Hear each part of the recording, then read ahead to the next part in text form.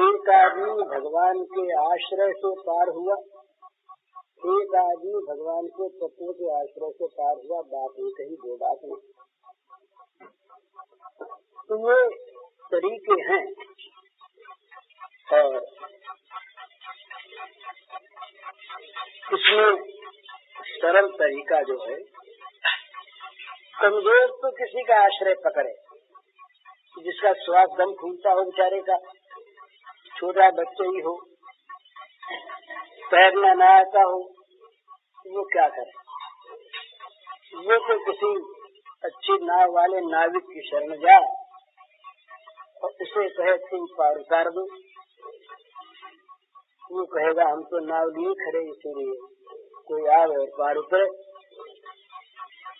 तो ये भगवान का नित्य सहज स्वभाव, नाव लिए खड़े रहना, इसका अर्थ है भगवान सहज कृपालु हैं, सहज दयामय हैं और वो तारने के लिए नित्य प्रस्तुत रहते हैं।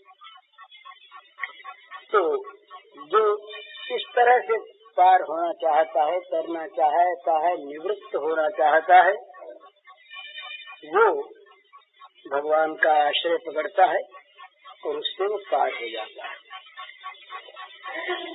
तो ये दो तरीके हैं, वस्तु एक है और प्राप्त होना वो,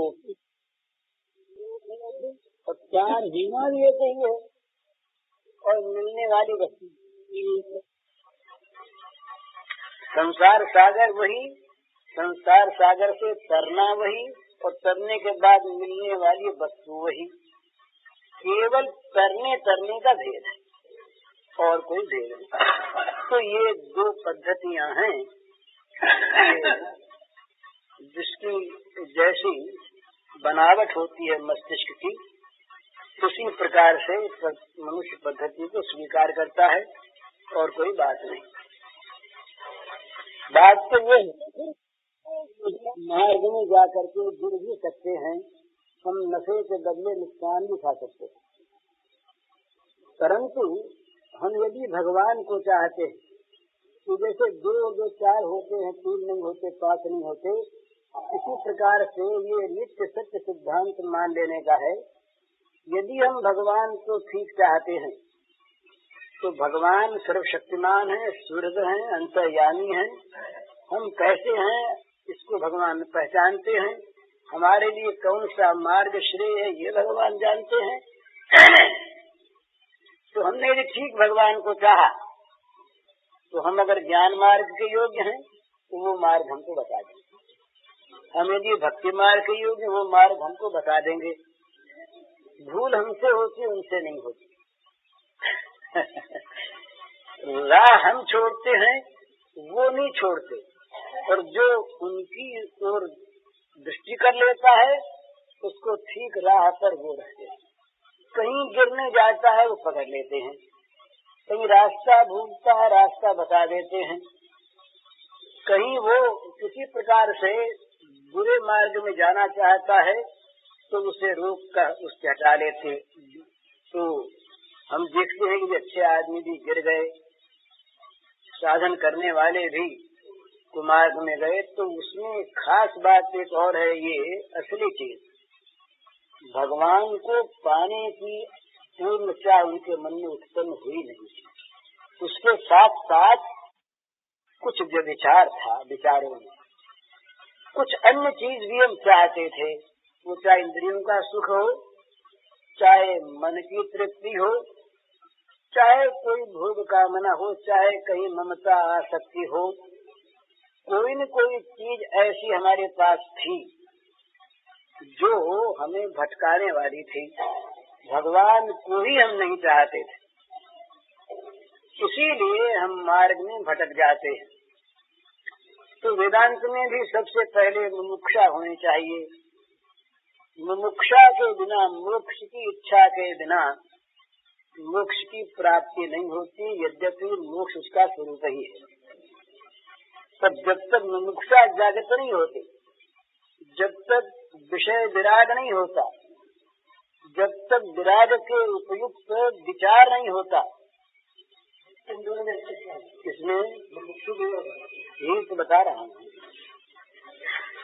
जब तक मुमुक्षा नहीं होती, जब तक मुमुक्षा के अनुकूल संपत्ति नहीं होती, जब तक संपत्ति प्राप्त कराने वाला वैराग्य नहीं होता, और जब तक वैराग्य को उत्पन्न करने वाला विवेक नहीं होता, तब तक भटक सकता है। लेकिन मुमुक्षा माने मोक्ष की इच्छा, संसार से निवृत्त होने की, संसार के परित्यक्त हो जाने की एकांत तीव्र इच्छा, इसका नाम है मुमुक्षा। ये मुमुक्षा हो जाने पर क्या होता है कि वो जो हमारी तीव्र इच्छा है और सच्चिदानंदमय परमात्म तत्व को प्राप्त कराने की इच्छा, करने की इच्छा है, वो सच्चिदानंद तत्व सर्वत्र व्याप्त है, वो सचेत है।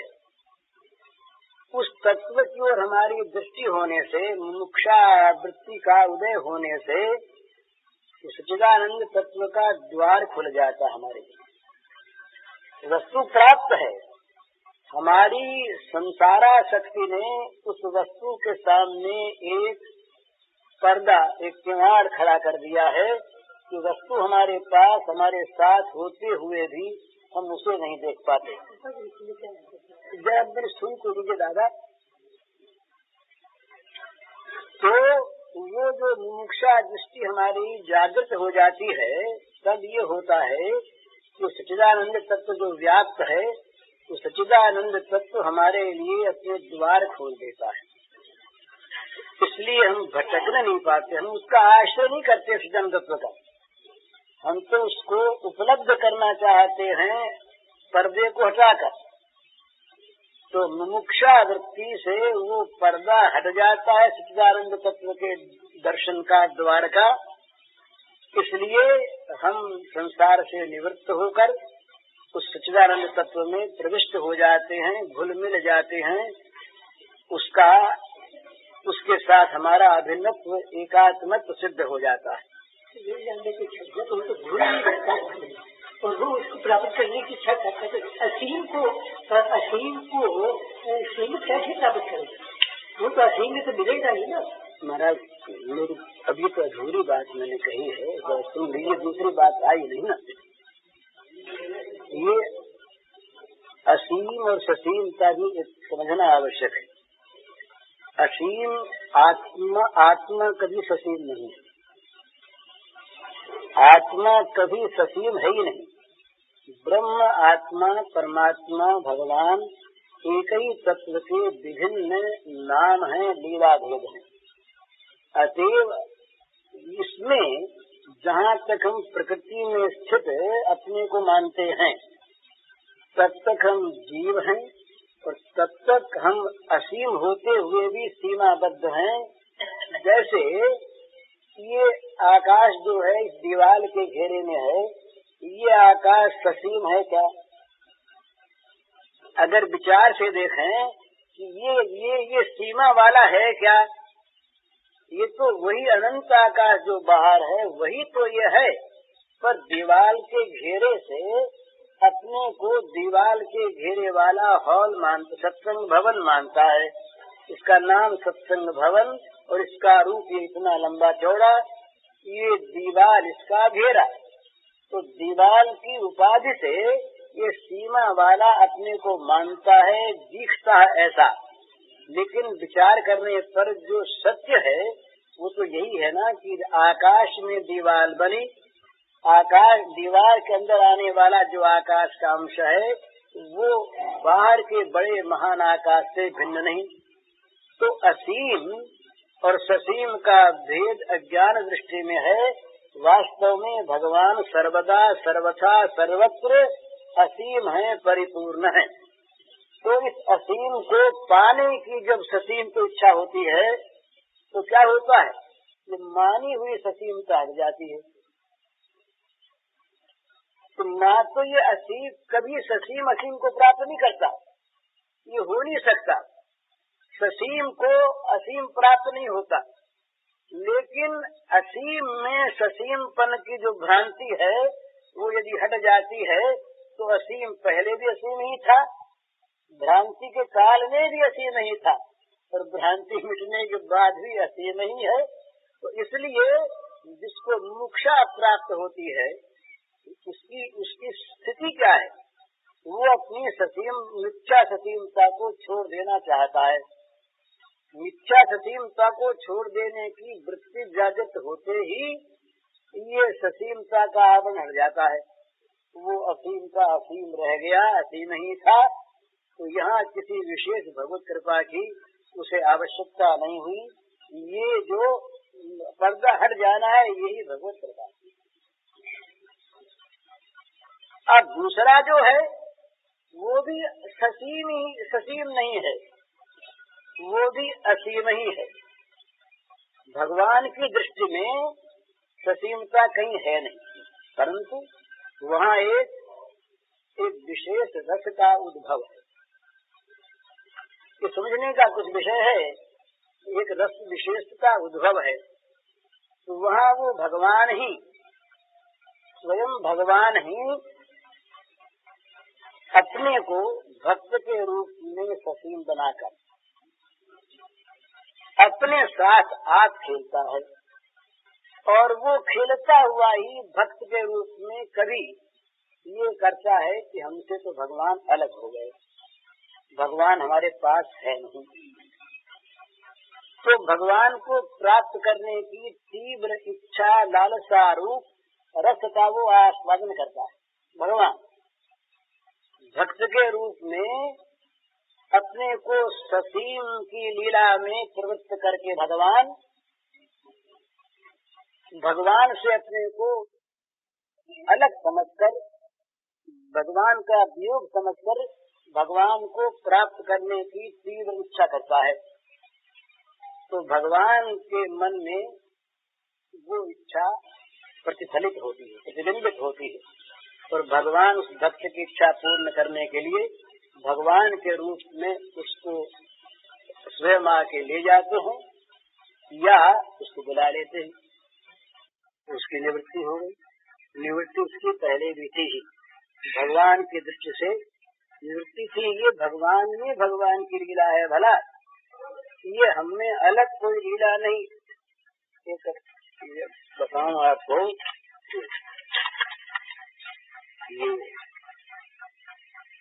नव किशोर नटवर मुरलीधर मधुर मयूर मुकुटधर लाल, कटिपट पीत करधनी पूजित विकट भ्रकुटि मधुनयन विशाल,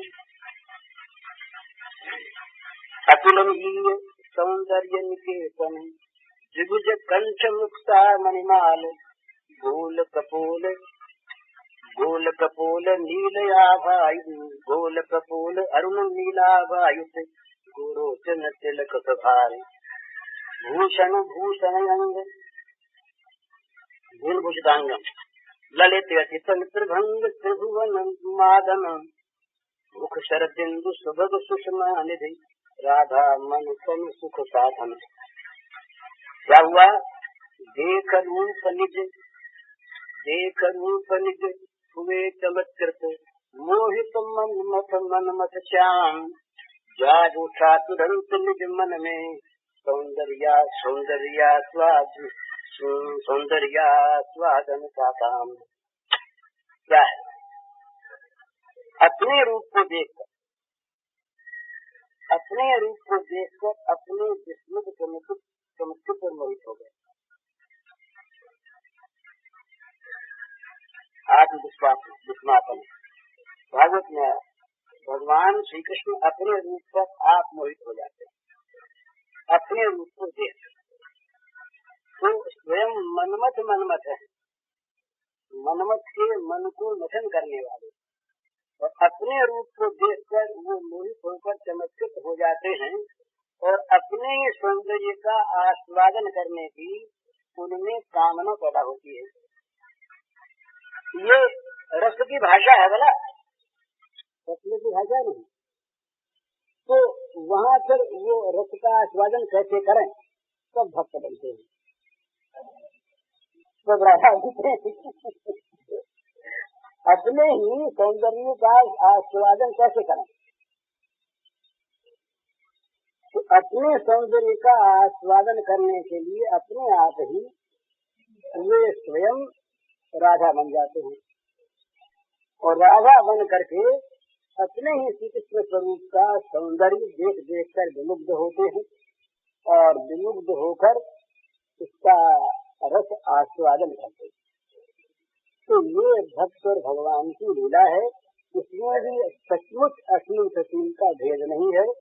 वही स्वयं अपना आस्वादन आप करते हैं, यही भक्त का दिया हुआ वो निवेदित पदार्थ ग्रहण है।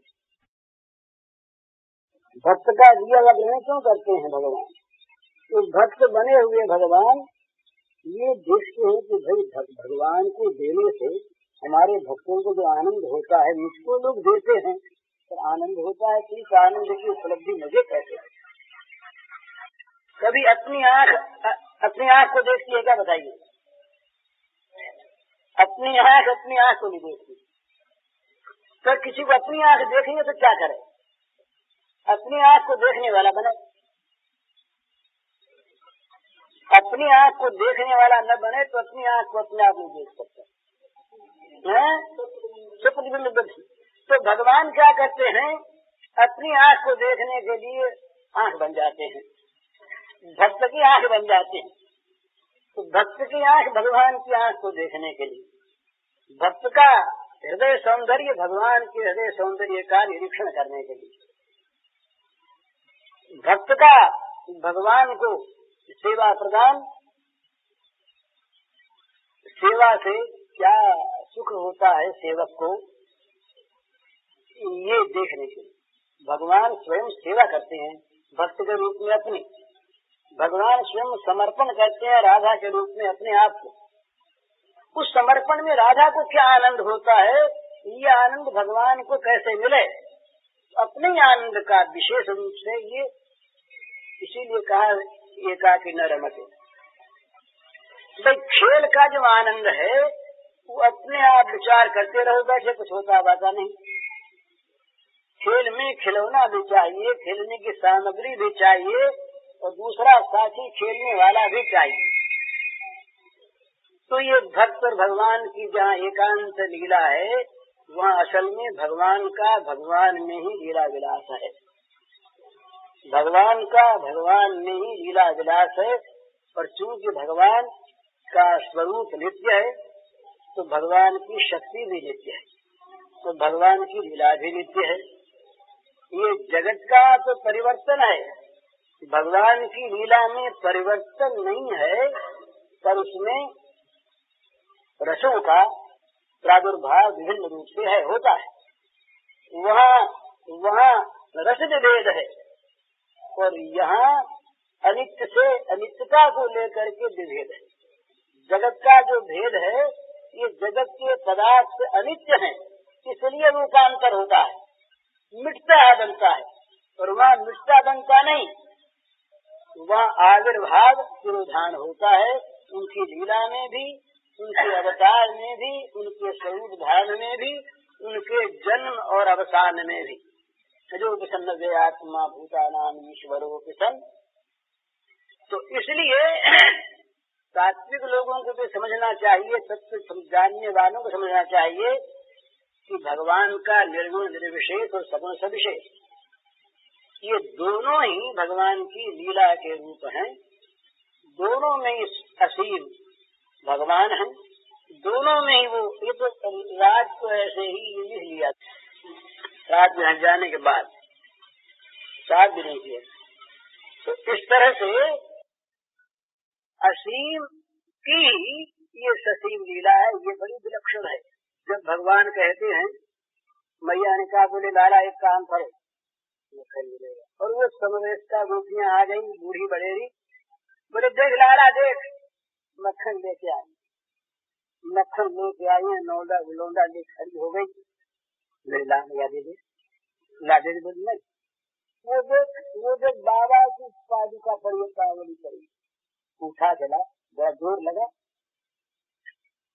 अब तक इन्होंने पावली उठाई नहीं थी, तो माता और माता के समवेश का वात्सल्यमयी गोपांगनाएं देखना चाहती हैं, कुछ ताकत आई तो इसमें तो सयाना हुआ कि नहीं? बच्चा कुछ सयाना हुआ कि नहीं? तो ये देखने के लिए दूर रख देती है बावड़ी और यहाँ खड़ी हो कहते लाला जरा ला, तो लाला जाते मक्खन से ही उनको मक्खन से लोभी लाला गए। अब कभी आज तक उठाई नहीं, यूँ उठा देंगे जैसे बड़ी मुश्किल से उठा पाते हैं, यूँ उठा के यूँ कलेजे क्यों लगा दें जैसे जिद न पड़े पेट का सहारा लगा देते हैं। शाबाश वाला शाबाश, मैंने तो बड़ा काम किया भाई, होशियार भी हो गया और तेरे ताकत भी आ गई। अब बाहर जाकर मक्खन खा ले और ताकत आ गई। दूसरा काम हाँ बोले मैया मक्खन से बच्चों जो कहोगे तो काम कर दूंगा, अभी कर दूंगा, मेरे में ताकत आ गई है, अब मैं कोई ऐसा मक्खन मिल गया। अब फिर दूसरी योजना हुई, चूल्हा पड़ा था, छोटी पीढ़िया रही, बहुत बड़ी नहीं। बोले लाला देखो तुमने बांधर उठाई ली, खड़ा ले आए, अब भी तुम पीढ़ा था। अब वो देखने लगे, डर गए, तो बड़ा पीढ़ा है, न उठा तो हंसी होगी। डर है, लज्जा भारी लज्जा का डर हो गया मन में कि कहीं न उठी ये पीढ़िया तो ये माताएं पहुंचेगी, ये तो बड़ा भारी पीढ़ा है, बड़ा भारी उनके लिए। नन्हे शिशु के हाथ बड़े कोमल पर लोभ भी है कि महंगा मिलेगा मक्खन का। अब लोभ छूटे नहीं तो ताकत का जरा अपने में अभाव मालूम हो तो कुछ घबरा से गए, तो उत्साह दिलाया माताओं ने। तो सभी माताएं बोले लाला ये क्या करता है, तेरे में बड़ी ताकत है, तू देख वो गड़ गया था, वो तेरा हाथ देख के ये बता गया कि ये बड़ा बल वाला है, बड़े चाहिए, नारायण के समान है तू, तो जा उठा। हाँ बोले ऐसी बात है मैया तो उठाऊंगा, पर जरा एक ही लोटे से काम नहीं चलेगा, फिर बैठा ताकत जो घट जाएगी ना तो जरा ज्यादा देना पड़ेगा। हाँ बोले ज्यादा देंगे। अब जाके पीढ़ा उठाते, बड़ी मुश्किल से उठा पाते हैं, फिर पड़ता एक बात तो हंसने लगेगी, शर्माता है ना आदमी, तो मैया बड़ी सब चतुर, तो वो जब पीढ़ा गिरता है तो कि नहीं देखा नहीं कित रह गई, देखा नहीं तो उठा के पीढ़े को किसी प्रकार वो लाते हैं और फिर मक्खन मिलता है। अब बताइए इसमें कितना स्वागत है। अरे सारे अनंत ब्रह्मांड को, अनंत विश्व ब्रह्मांडों को जिन्होंने अपने संकल्प पर विधृत कर रखा है, जिनका संकल्प ही सृष्टि का सृजन है, अकामय इच्छा की, ये तो बहुत बन गया है। तो जिनके रोम रोम में अगणित विश्व ब्रह्मांड विधृत हैं, वो भगवान अगर गोवर्धन पार को उठा ले तो कौन बड़ी बात है, तो हीरा नहीं उसका ये बड़ी बात, स्वामी नहीं उसकी ये बड़ी बात है। ये आनंदास्वादन भगवान को सात्विक रूप में नहीं होता है। तो जब सब वैकुंठ दिखाना मूल तो और समाज का यही तो रहस्य है। उस वैकुंठ में, उस परम धाम में तो या तो कोई दूसरा है नहीं, और कोई आते दूसरे देव ऋषि मुनि तो सब हाथ जोड़ते आते, हमारा वेद के ऋचाओं से श्रवण करते हैं तक कोई उन्हें ये नहीं कहता कि कन्हैया आप खेल हमारे साथ, तो कोई डांटने फटकारने वाला नहीं, और लाड प्यार करने वाली कोई मैया जो गोद में सुला करके। तो भगवान देखते सब सृष्टि हमने की, सृष्टि में हमने माँ बनाए, सृष्टि में हमने भाई बनाए, मित्र बनाए, और हम तो वैसे कभी भाई नहीं, यद्यपि आत्म रूप से वही है। तो स्वयं भगवान ये जब लीला धाम में आते हैं तो बेटे बनते हैं, बाप बनते हैं, भाई बनते हैं, मित्र बनते हैं, पति बनते हैं, पत्नी बनते हैं, धन बना करके अपने रस को आप रखना चाहिए। रस दूसरा है, दूसरे का है नहीं। तो यहाँ एक विशेषता ये है इसमें इंद्रियां तृप्त हो जाती है, कृपा से मन तृप्त हो जाए, वहाँ तो बेचारे मन को मार देना पड़ता है, वहाँ तो मन को मार देना पड़ता है, इंद्रियों को रोक दिया, बोले किसी को देखो मत। और यहाँ कहते हैं कि नित्य निरंतर श्याम सुंदर को देखते ही रहो, देखते ही रहो, कभी आंखें मुझे ही नहीं उसको देखते, मरते समय भी तो सामने रहे। हमारे किताब हमारे पास है, उर्दू की बज़्म-ए वृंदावन। अलीगढ़ में एक शौला हुए, कवि हुए, उन्होंने किताब लिखी बज़्म-ए वृंदावन। उसमें उन्होंने मृत्यु के समय क्या झांकी सामने रहे, ये भगवान से प्रार्थना, बड़ी सुंदर प्रार्थना। तो मरते समय भी वो सामने दिखे और मरने के बाद भी वही दिखे। कभी आंख हमारी रूप देखना बंद न करे, रूप देखती रहे, पर वो रूप अरूप का रूप वो अरूप का रूप, अनूप रूप, तो ये रूप नहीं, वो अनूप रूप, जिसके रूप की कहीं उपमा नहीं, जिसका रूप किसी पदार्थ से बना हुआ नहीं। स्वेच्छा में भूतमय से गोपी, भूतमय रूप नहीं, उनका अरूप का रूप, वो नित्य रूप, अनुपम रूप, उस रूप को आंख देखती रहे, कान निरंतर धन्य होते रहे मुरली ध्वनि और भगवान के चरणों के नूपुर ध्वनि को सुनते हुए निहाल रहे। कान बेचारे हमेशा, सारे लोगों ने कहा बोलिए सारे बहिर्मुख, सारे इंद्रियों को बहिर्मुख बना दिया ब्रह्मा ने, बेचारी इंद्रियों हमेशा गाली सहने पर। रोको इनको, ये बड़ी शत्रु हैं, मार डालेगी इंद्रियानी प्रमाथी हरंती प्रतिबंधना, बड़ी बुरी। और ये जब भगवान को संस्पर्श करने वाली हो गई तो सब कहते हैं इंद्रिया हमारे भी होती, हमारे भी होती। भगवान को रामचरितमानस नया और जगह भी भगवान के सौंदर्य को देखा तो कहा भाई, शिव जी ने कहा बोले, ब्रह्मा जी ने कहा बोले हमारा काम तो बन गया। 4 मुंह बड़े भद्दे लगते थे, पर आज 4 मुंह सार्थक हो गए। 2 आंखें से देखते तो 8 आंख से देखते, तो बड़ा आनंद आता है।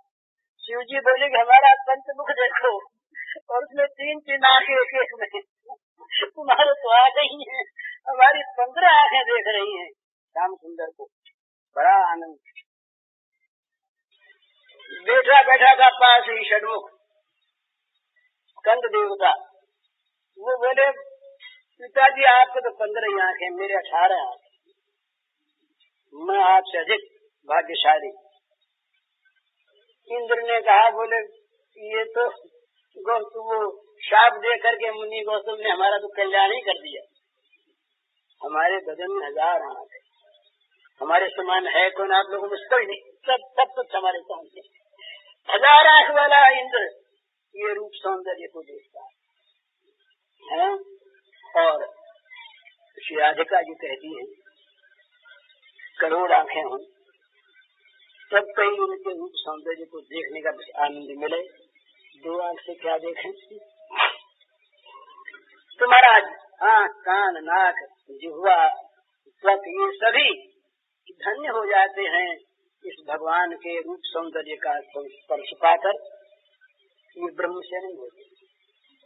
तो ब्रह्म के लिए तो यही आता है, बड़े इंद्रियों को मारो, इन बेचारियों का खून करो, हत्या करो इनकी, और मन को भी मारो।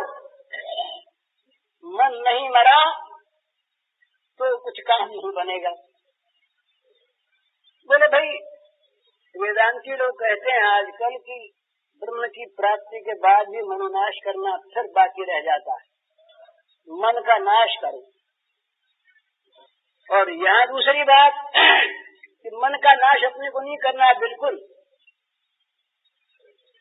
मन बना रहे, मन बना रहे, पर मन केवल बना रहे भगवान के खेलने का मैदान है, उनकी रंग भूमि बना रहे। इस मन में दूसरे का प्रवेश न हो, निरंतर निरंतर भगवान खेलते रहे। तो ऐसे मन का कौन नाश चाहेगा। ऋषि मुनियों के मन में आती है, कभी कभी उनके बिना मन वाले मन में बात आ जाती है कि हमारे भगवान आप मन बना दो। जब तक आप सीधा करो तब तक तुम मन बना दो, फिर चाहे हम तो मन नहीं चाहते, पर मन के बिना ये आनंद नहीं आता, तो हमको मन दे दो आप। तो भगवान को फिर मन दे देते, उनका मन भगवान बन जाते हैं। अंधा आंख चाहता है, जो जगत के लिए अंधा हो गया। 5 बातें करनी पड़ती हैं भगवान को पाने वाले के लिए, वो अंधा हो जाए, बहरा हो जाए, लूला हो जाए, लंगड़ा हो जाए, पागल हो जाए। भगवान के अतिरिक्त दूसरे को देखने में अंधा बन जाए, किसी और चीज को देखे ही नहीं। भगवान के अतिरिक्त किसी दूसरी चीज को सुनने के लिए बहरा बन जाए, भगवान के अतिरिक्त किसी दूसरी बात को कहने में गूंगा बन जाए, भगवान के अतिरिक्त किसी वस्तु को स्पर्श करने में वो लूला बन जाए, हाथ ही नहीं। और भगवान के अतिरिक्त किसी जगह जाने में वो लंगड़ा बन जाए, और भगवान के सिवा किसी बात को जानने में पागल बन जाए, वो पगला को जानते हैं। तो ऐसा जो अंधा बन जाता है वो भी चाहता है कि भगवान अगर आप सामने दिखें तो हमारी आंख बनी रहे, आपको हम देखते ही रहें, बस देखते ही रहें, कभी लालसा तृप्त होती नहीं, देखते रहें, निरंतर देखते रहें, और आपकी मुरली ध्वनि को सुनते ही रहें, आपके मुंह पर हमेशा हमारे कानों में बजते रहें, आपका प्रसाद निरंतर हमें चखने को मिलता रहे, और आपकी अंगगंध महाराज निरंतर नासिका ग्रहण करती रहे। हमारी नासा कभी रुक न जाए महाराज। हम इंद्रियों को नहीं मारना चाहते, पर मन का नाश तो हम कभी चाहते ही नहीं। कोई मनोनाश हो गया तो किस मन में रखेंगे फिर आपको। तो महाराज इसमें एक विशेषता ये है, एक पद है, अभी हमें याद नहीं, मौका लगा तो शाम का कल सुनाएंगे कि प्रेमी क्या चाहते, मनोनाश नहीं चाहते, ये सब चीजें उसमें हैं। तो क्यों, ये बात क्या है? बात जो नहीं है, बात एक ही है, दो तरह से एक ही चीज का अनुभव है, एक ही चीज का 2 प्रकार से अनुभव है। तो ये भक्ति में, प्रेम में, भगवान की सरसता में ये विशेषता है कि यहाँ पर सबका उपयोग है, इंद्रियों का भी उपयोग है, मन का भी उपयोग है, बुद्धि का भी उपयोग है, तन का भी उपयोग है। और महाराज सबसे बड़ी आश्चर्य की बात आप सुनेंगे, सुनी हुई होगी, नई बात तो संसार में कुछ है नहीं, सारा व्यासोच्छिष्ट है। काम क्रोध लोभ मोह का भी उपयोग, आसक्ति कामना वासना का भी उपयोग है, और सदुपयोग। कामना काम भगवत प्रेम काम हो जाए, भगवान के प्रेम की कामना करे, अवश्य करे। भगवान में न लगने वाले जीवन पर, मन पर क्रोध करे, भगवान को हटाने वाले दुराचारों पर क्रोध करे, भगवान से अलग करने वाली चित्त की वृत्तियों पर गुस्सा हो जाए, चारण है। और लोभ करे, भगवान का बयाज तो लाख नाम लिया कम ही होगा, जैसे धन का लोभ ही कम कमाया, इस प्रकार जितना ही भजन हो उतनी ही कमी का बोध हो, लोभ निरंतर जागृत रहे, कभी भी ये लोभ हटे नहीं मन से। इस लोभ में क्या आपत्ति है? और मोह करे, भगवान में मोह करे, बोले तुमको तो हम छोड़ेंगे नहीं भैया, छोड़ेंगे नहीं, तो नहीं जाओ, बोले हमारा तो मोह है, हम नहीं छोड़ सकते। रोने लगे, इतना मोह की नदी है तो व्याकुल हो जाए। यशोदा मैया जब श्याम सुंदर चले गए मथुरा तो रात दिन रोया करके, और बाहर निकल के देर दिखा करती नंद बाबा का रथ आ गया होगा, और एक मुश्किल हो गई, वहाँ नंद बाबा के घर से आने जाने वालों के लिए आफत हो गई। कोई जाने वाला दिखा, बोले सुनना भाई, मैया के पास आना पड़े। कहाँ से आए? मथुरा से। अब वो कह रहे हाँ मथुरा से आए हैं। तो बोले बताओ, लाला को देखा? लाला कैसे हैं, क्या हाल है, खेलते हैं कि नहीं, खूब खाते हैं कि नहीं? वो बेचारा कुछ कहे। बोले कहाँ जा रहे हो? तो मथुरा क्यों जा रहे हो? लाला को देख के आना और पूछ के आना कब आएगा। तो वो दिन में जितने आदमी आए जाए सबको माँ से बात करनी पड़ती। तो लोगों ने देखा कि सोचते जी जाने आने में बड़ी दिक्कत है, वो बुढ़िया मानेगी नहीं पर बात करनी पड़ेगी। ये दशा मिल जाएगी। पल पल में जा करके पंथ निहारती मैया स्नेह में भरी। तो एक दिन रथ आ गया, बाढ़ घगराट की आवाज सुनी तो मैया बाहर निकल के देखा, यूं झांक करके तो बाबा अकेले बैठे, सतीदेव नंद बाबा अकेले बैठे तो मूर्छित गिर पड़े। नंद उठे, नंद ने उठ करके जल मंगवाया, पानी की छींटे दिए, गुलाब जल छिड़का, होश आया तो रोती हुई रोने लगी, बोल नहीं सकी, हिचकी बन गई। बाबा ने बहुत पूछा क्या बात है, क्यों ऐसा कर रही है? तो बोली क्या? बोली स्वामी कि आप जीते हुए कैसे आ गए? पति से कह रही है सती स्त्री, पति का वहाँ जीवित रहना, जीवित दिखना उन्हें पसंद नहीं। आप जीवित कैसे आ गए? आंखों में आंसू भरे बोली, हमने पढ़ा रामायण में कि रामचंद्र के वन गमन का समाचार सुनकर दशरथ ने प्राण त्याग कर दी, पर आप स्वयं छोड़ आए उनको। आप खुद रथ में ले जाकर और कन्हैया और दाऊ को वहाँ छोड़ आए, पर आप जीवित आ गए सरकार, आपके प्राण रहे कैसे? नंद बाबा रोने लगे। नंद बाबा बोले यशोदे, मैं प्राणों को लेकर नहीं आता, मेरे प्राण तो जिस समय मैं वहाँ से चला जाने लगे, मेरी मुमूर्ष अवस्था हो गई, मरणासन स्थिति हो गई।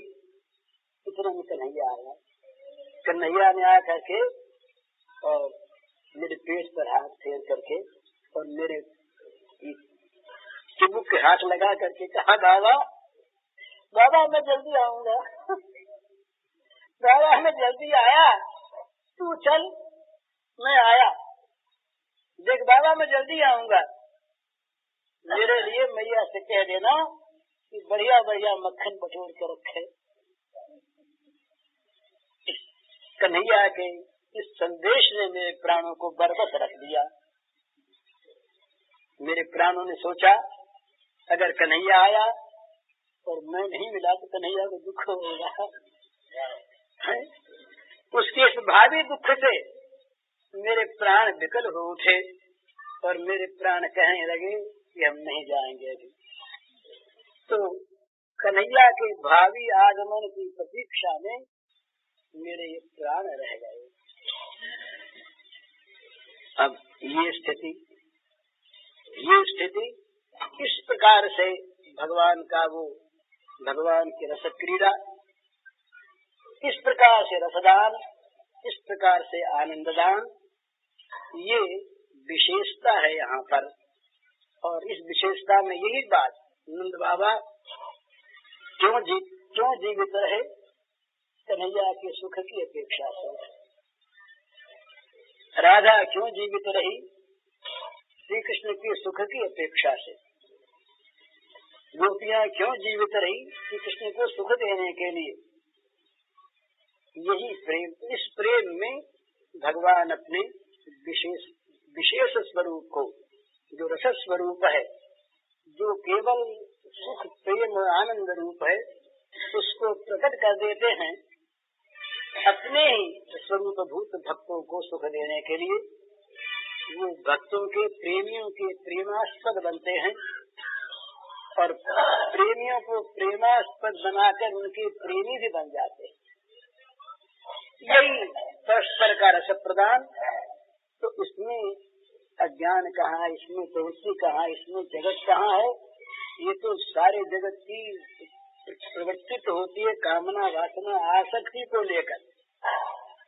तो यहाँ मन भी बुद्धि भी सारी इंद्रियां सब के सब भगवान का साक्षात्कार करती हैं, साक्षात्कार करके धन्य हो जाती हैं।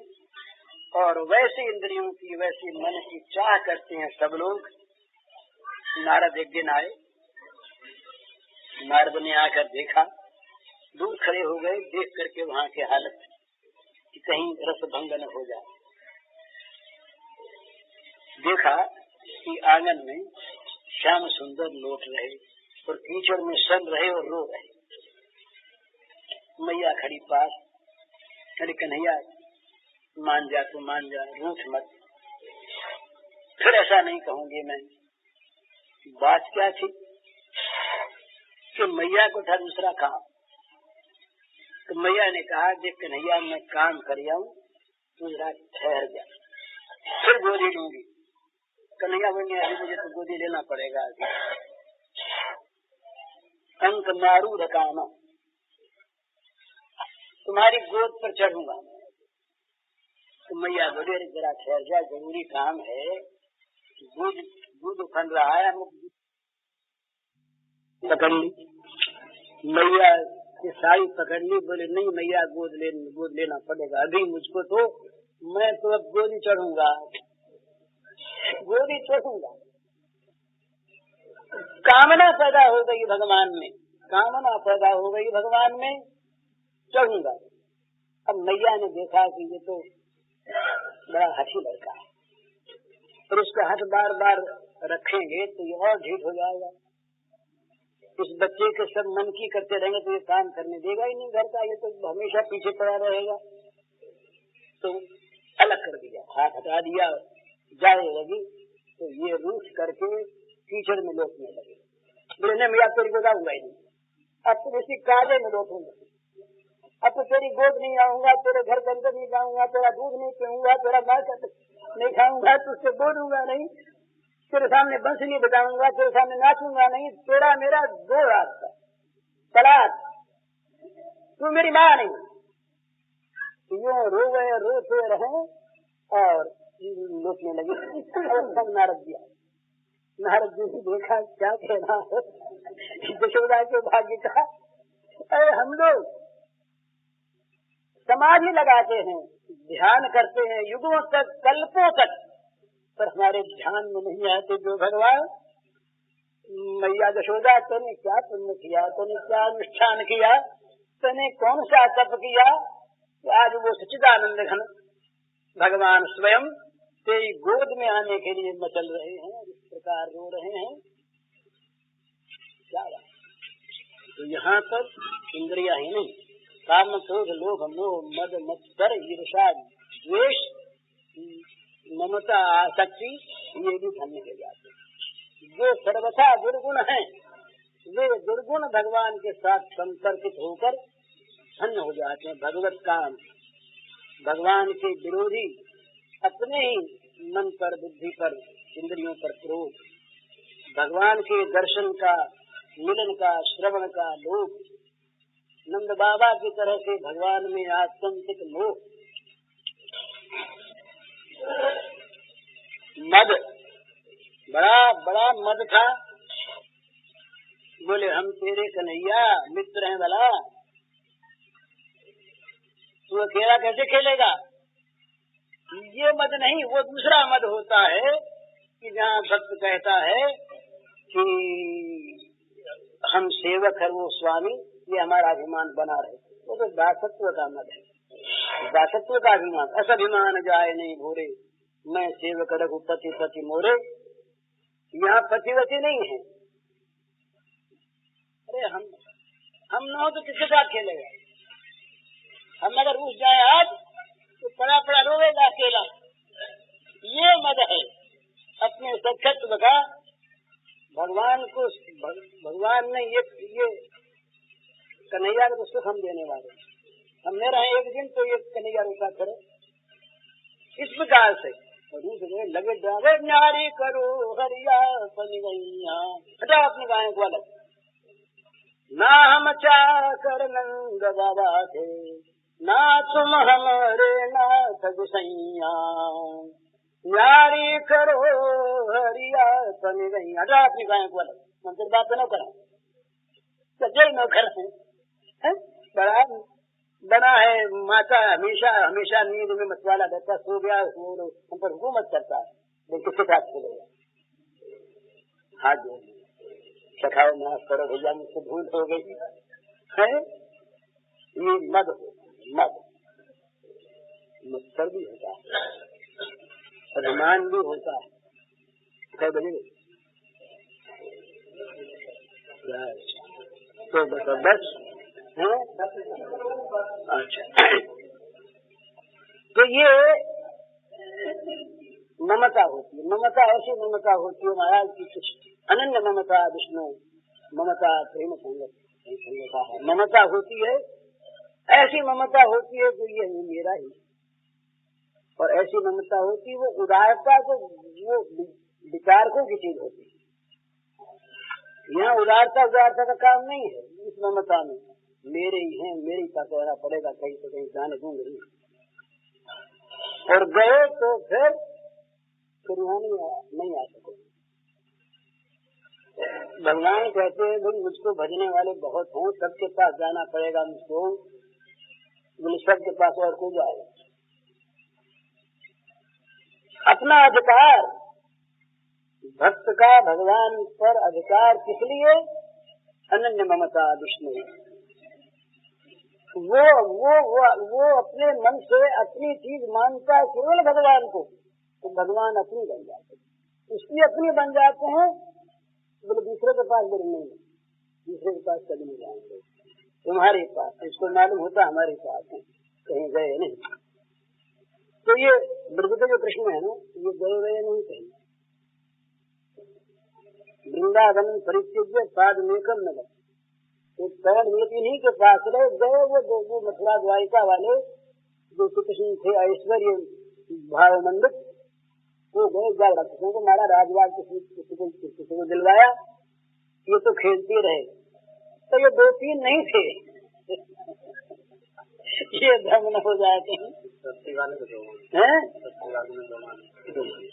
दो मानते हैं ना, ये मैंने भी कहा था। नहीं, वही नहीं मानते, वैष्णव भी मानते।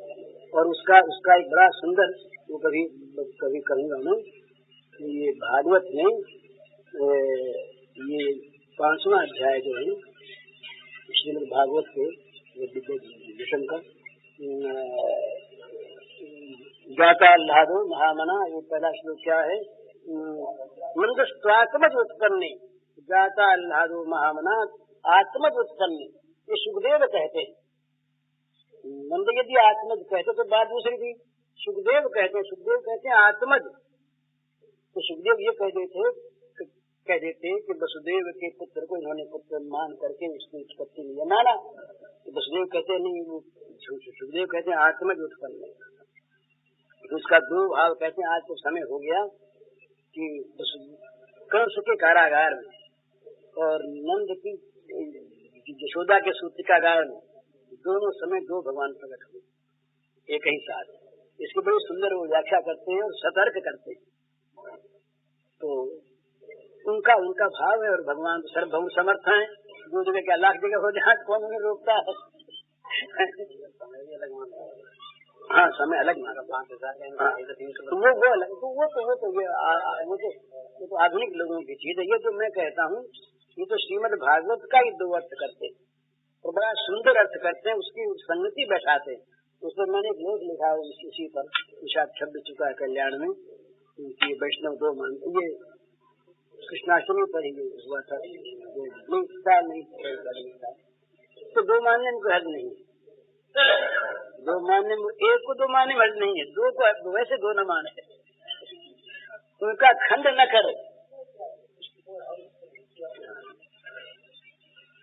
तो बस ये सीताराम हो गया। सीताराम सीताराम जय सीता भूया दादा सीताराम सीताराम जय सीताराम जय सीताराम सीताराम सीताराम जय सीताराम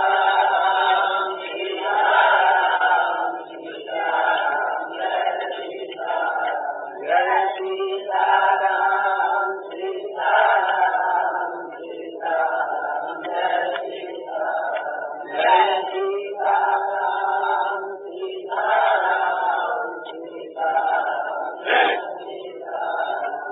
सीताराम सीताराम सीताराम जय श्री राम रामचंद्र।